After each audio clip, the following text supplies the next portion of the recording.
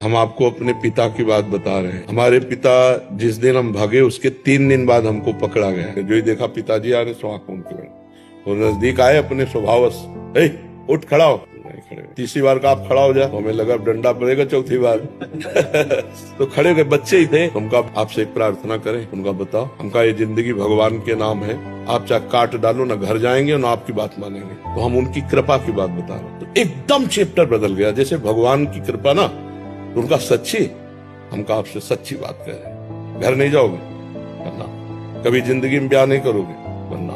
बोले खड़े हो जाओ, खड़े हो। ऐसे छाती से लगाया, कहा राम राम राम 3 बार ऐसे छाती से राम राम राम ऐसे कहा। कहा जाओ, अगर ऊसर में भी बैठोगे तो फूलों की वर्षा हो। जाओ, जिंदगी में कभी तुम्हारा कोई पाल माता नहीं। पर एक बात ध्यान रखना, अगर आप बाबा जी बनते हो तो हमारा आशीर्वाद ऊसर में भी बैठोगे तो फूल बरसेंगे और जिंदगी में कोई बाल बांका तुम्हारा नहीं कर सकता। और अगर कहीं किसी की बहन बेटी देखी तो फिर तो हमका जिंदगी में आप इस बात को कभी नहीं सुनोगे।